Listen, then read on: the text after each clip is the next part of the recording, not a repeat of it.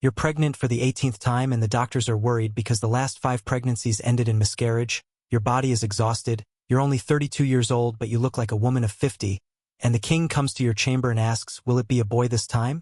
And you don't know because you're only 4 months along, but he doesn't care about your health, only cares about the heir, and you're Queen Anne of Austria, wife to the King of France you married at 18. You're 36 now. In 18 years you've been pregnant 23 times, 13 miscarriages, 7 babies born dead or died immediately after birth, only 3 children living, and the king still wants more princes because 3 isn't enough, and the doctors are quietly telling you that another pregnancy might kill you, but no one can tell the king because he doesn't want to hear it. Before we explore one of the most brutal realities of royal marriage, where queens were treated as breeding machines whose only value was producing heirs regardless of the cost to their bodies and lives, if you're drawn to these stories that reveal how monarchy consumed women through endless pregnancy, consider hitting that like button and subscribing. And please comment below to let me know where you're listening from, because understanding how recently women were valued primarily for reproduction helps us recognize how far rights have progressed and how fragile that progress remains. You were born Anne of Austria in 1601, daughter of King Philip III of Spain,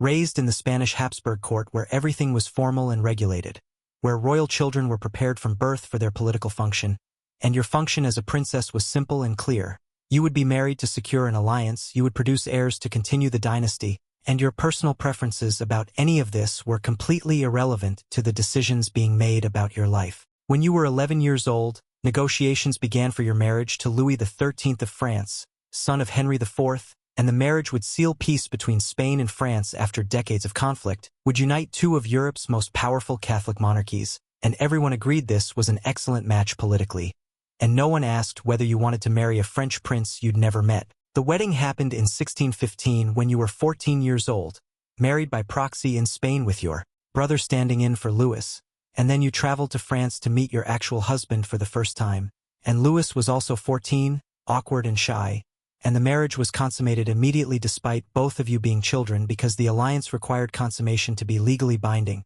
And that first night was confusing and painful, and you had no idea what was happening because no one had explained anything beyond vague instructions to obey your husband. And afterward you lay awake wondering if this was what marriage always was, this uncomfortable obligation performed with a stranger. The first 4 years of marriage produced no pregnancy, and this created anxiety at court because a marriage without children was a political failure, and people started whispering that maybe the king was impotent, maybe the queen was barren, maybe the marriage should be annulled and new arrangements made, and you were 18 years old and already being discussed as potentially defective, potentially disposable, and the pressure to conceive became overwhelming, physicians examining you, constantly suggesting treatments and diets and prayers, and Louis visiting your chambers dutifully but without enthusiasm, performing his marital obligation mechanically because he didn't particularly like you and you didn't particularly like him, but neither of your preferences mattered when dynasties needed heirs. Your first pregnancy finally happened in 1619 when you were 18,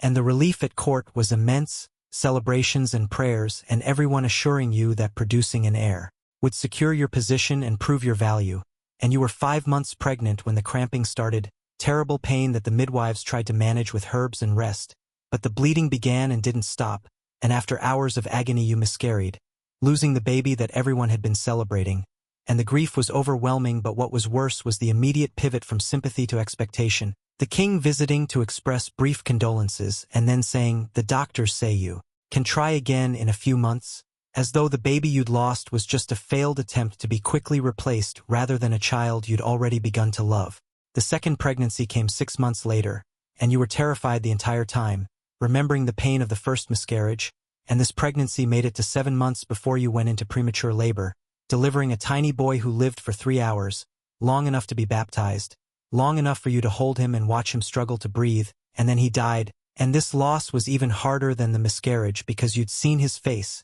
counted his fingers, imagined who he might become, and then watched him slip away, and the mourning period was officially 3 days before you were expected to resume normal activities and start working toward the next pregnancy. Pregnancies 3, 4, and 5 all ended in miscarriage between the 2nd and 4th months, your body seemingly unable to carry a child to term, and the physicians had various theories about what was wrong, some blaming your diet, others your constitution, some suggesting you were too emotional or too active or not prayerful enough, and the treatments ranged from bloodletting to herbal concoctions to being confined to bed for months at a time, and none of it worked. You kept getting pregnant and losing babies, and by pregnancy 6 you were 23 years old and had been in a state of almost constant pregnancy or recovery from pregnancy loss for 4 years, your body never fully recovering from one loss before the next pregnancy began. Pregnancy 6 made it to full term, and after 30 hours of agonizing labor you delivered a living boy, and the joy was indescribable. You'd finally done it, finally produced a living heir, and they named him Louis after his father,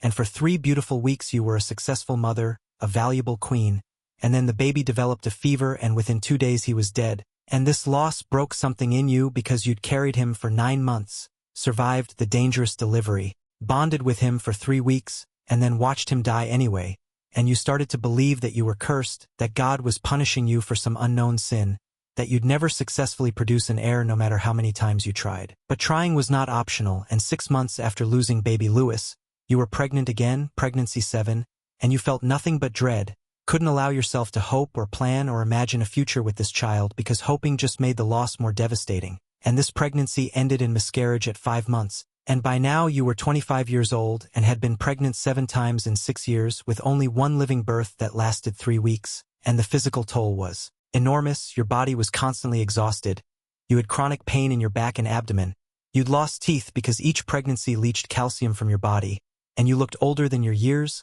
gaunt and tired, but no one cared about your appearance or your pain, only about whether you could successfully produce an heir. Pregnancies 8, 9, and 10 came rapidly, almost back to back, your body given barely any recovery time between losses, and 8 ended in miscarriage, 9 produced a stillborn girl, and 10 ended in miscarriage, and you were 27 years old and had been pregnant 10 times in 9 years with nothing to show for it except trauma and physical damage, and the court physicians were starting to suggest that perhaps you should be replaced, that a queen who couldn't produce living heirs was failing in her primary duty, and you overheard conversations about annulment, about Louis taking a second wife who might be more fertile, and the terror of being discarded, of losing your position and being sent to a convent to live out your days in disgrace, gave you nightmares. Pregnancy 11 changed everything because somehow, miraculously, it resulted in a living child who survived past infancy, a boy born in 1638 when you were 37 years old, after 23 years of marriage and a decade of failed pregnancies, and they named him Louis like his dead brother,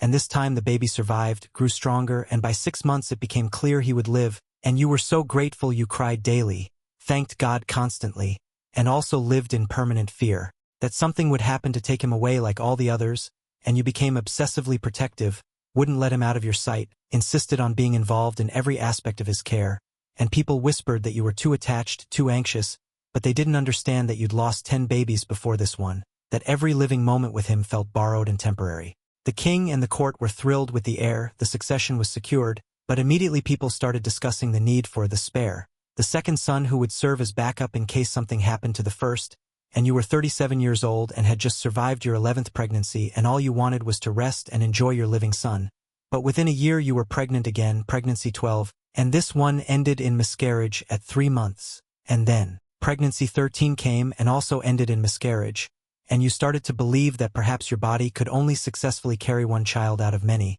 that your son Louis had taken all your remaining capacity. But pregnancy 14 surprised everyone by producing a second living son, Philippe, born in 1640 when you were 39 years old, and now you had 2 living children, the heir and the spare, and people assumed this meant you'd fulfilled your duty and could finally stop, but the king and the court wanted more, wanted additional backup heirs, wanted a full nursery because infant mortality was so high that even living children could be lost suddenly, and so pregnancy 15 happened when you were 40, and this one ended in a stillbirth at 8 months. You labored for a day and a half to deliver a dead baby girl, and the physical and emotional devastation of carrying a baby to near term only to have her be born dead was unspeakable. Pregnancy 16 produced a third living child, a daughter born in 1642 when you were 41 years old, and she was small and sickly but she survived infancy, and now you had 3 living children, and the physicians were privately urging the king to stop demanding more pregnancies because your body was clearly breaking down. You'd had 16 pregnancies in 24 years, your uterus was damaged, your health was precarious, but the king wanted at least one more son, wanted 4 children total because that felt like truly secure succession, and so despite the doctor's quiet concerns, the expectation remained that you would continue trying. Pregnancy 17 happened when you were 42, and from the beginning everything felt wrong, morning sickness more severe than previous pregnancies, swelling in your legs that wouldn't go away, headache so intense you could barely function, and at 5 months you miscarried and the blood loss was so severe that you nearly died, spent 3 days hovering between life and death while physicians worked desperately to stop the bleeding, and when you finally recovered enough to speak, the head physician took the extraordinary step of going to the king and saying clearly, "Your Majesty, another pregnancy will likely kill the queen." And the king listened but responded, "We have 3 children, but I would prefer 5. One more pregnancy should be acceptable." Pregnancy 18 began 6 months later, and you knew it would probably kill you, but refusal wasn't an option because a queen who refused her marital duties could be set aside, could be declared in violation of her marriage contract. And where would you go if you were divorced? What would happen to your children if you weren't there to protect them?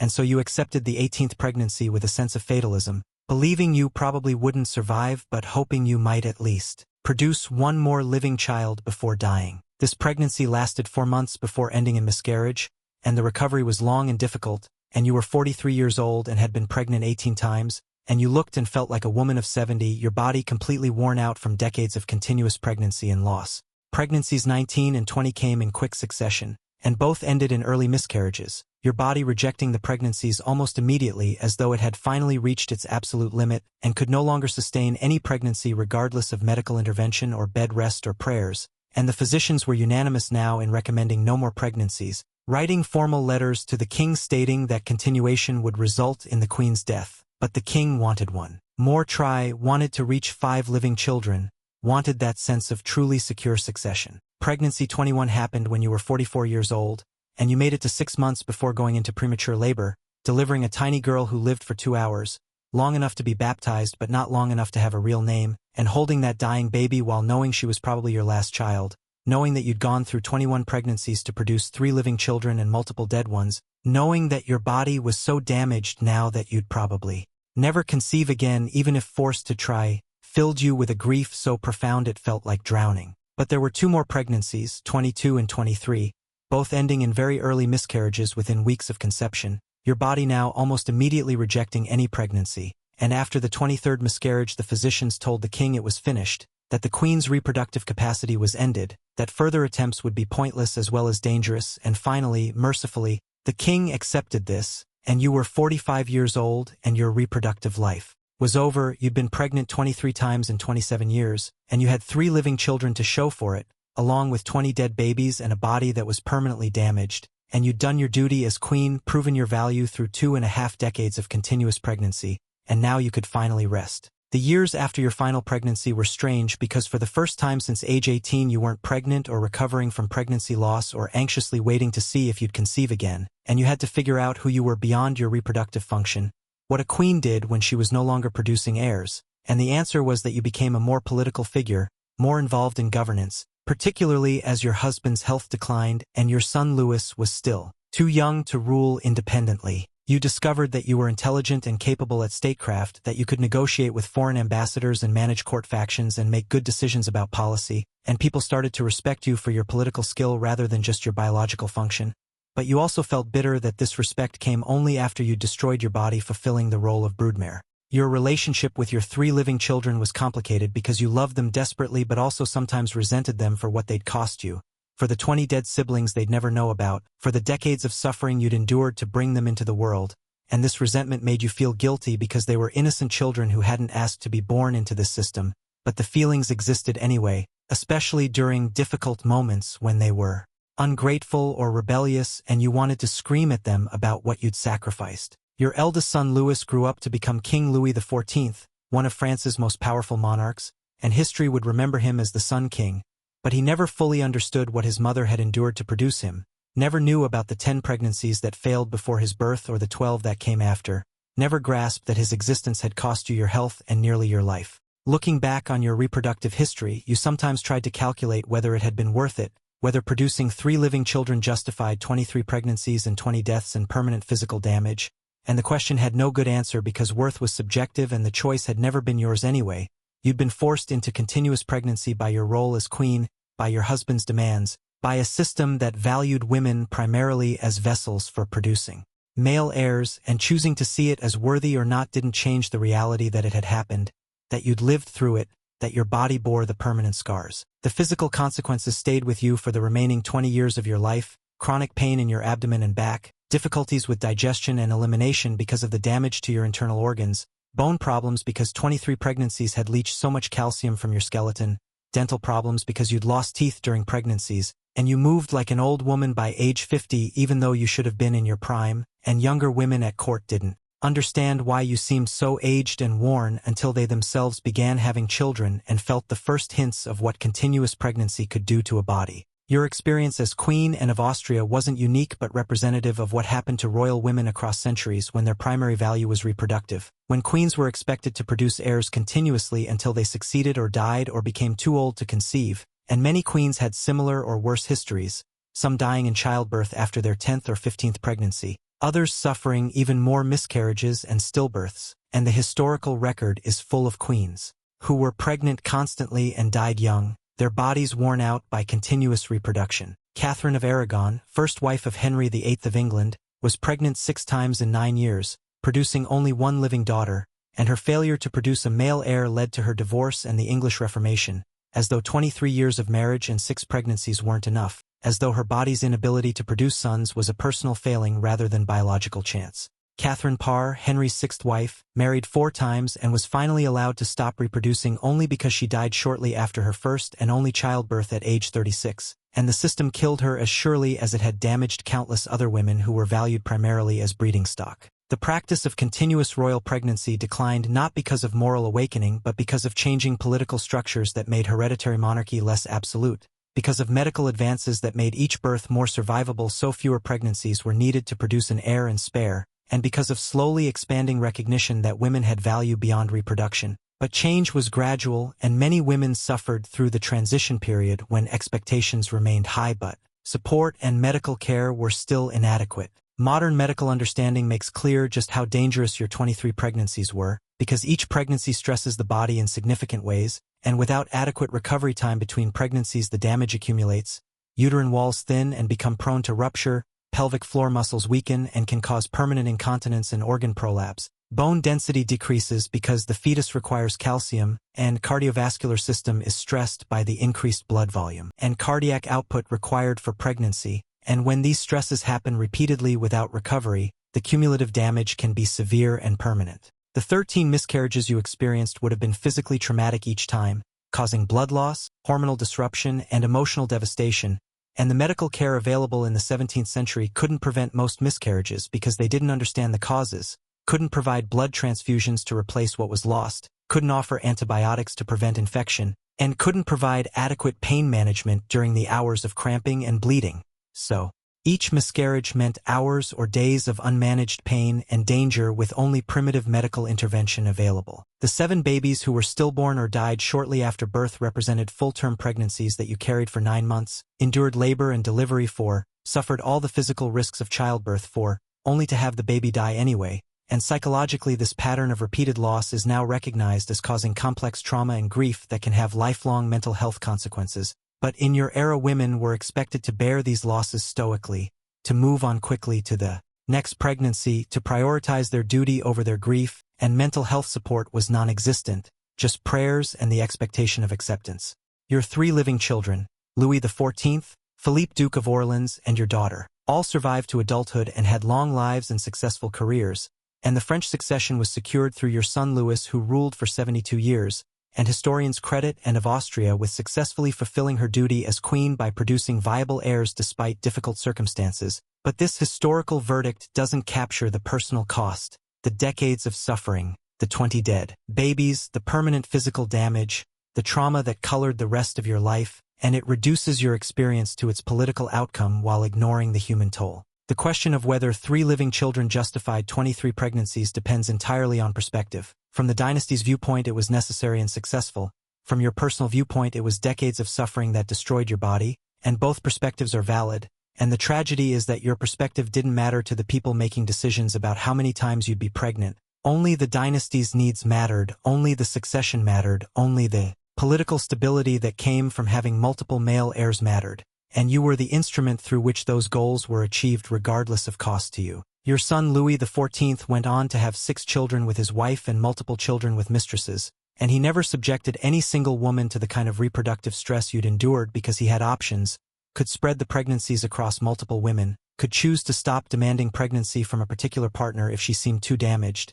and this gender difference in reproductive consequence. that men could father unlimited children across multiple partners while women bore the full physical cost of each pregnancy, was fundamental to the system and remained largely unquestioned for centuries. You died in 1666 at age 65, having outlived your husband by 23 years, and your funeral was elaborate with full royal honors and speeches praising your piety and devotion and success in producing heirs, and the historical record remembers you as a moderately successful queen who navigated difficult political circumstances and produced the Sun King, and none of the official history dwells on the 23 pregnancies or the 20 dead babies or the physical destruction of your body because that was just what queens did, that was normal and expected, and complaining about it would have seemed ungrateful for the privilege of being queen. Your grandchildren and great-grandchildren knew the story of their famous ancestor Louis XIV but probably didn't know the full extent of what you'd endured to produce him, the 10 failed pregnancies before his birth, the 12 more that came after, the years of continuous pregnancy and loss, because these details weren't considered historically significant, weren't recorded in the official chronicles, were just the routine suffering of royal women that everyone accepted as necessary, and so, your experience was lost to history except in medical records and private letters that historians would rediscover centuries later and recognize as documenting systematic reproductive abuse disguised as queenly duty. The practice of expecting queens to endure continuous pregnancy finally ended in the 20th century as medical understanding improved and women's rights expanded and the remaining monarchies modernized, and modern royal women typically have 2 or 3 children by choice and aren't pressured to continue reproducing until their bodies break. And this change represents real progress, but it came too late for you and for the thousands of queens and noble women across centuries who were destroyed by the expectation of continuous reproduction, who died young or lived with permanent damage, who lost baby after baby and were immediately expected to try again, who sacrificed their bodies for succession and were then forgotten by history that recorded only the successful births and ignored the failures and the suffering.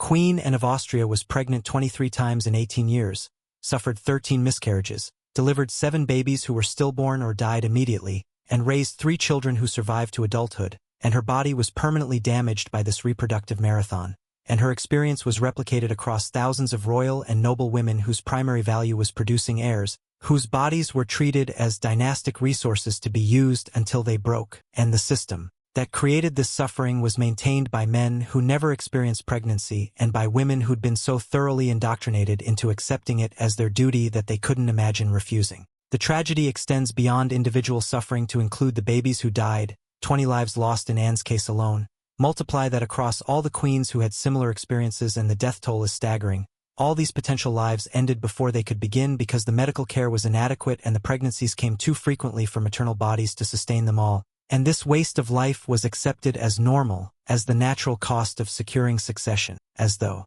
losing 2/3 of pregnancies was just an expected part of the process. Modern fertility medicine and spacing of pregnancies based on medical recommendations rather than political demands have made pregnancy much safer, have reduced maternal mortality dramatically, have given women control over the timing and number of pregnancies, and these advances mean that no woman today in a developed country should have to endure what Anne of Austria experienced. But the historical reality of what was expected of royal women serves as reminder of how recently women's bodies were treated as property to be used for dynastic purposes, and how fragile reproductive rights remain, and how easily they can be eroded if not actively defended.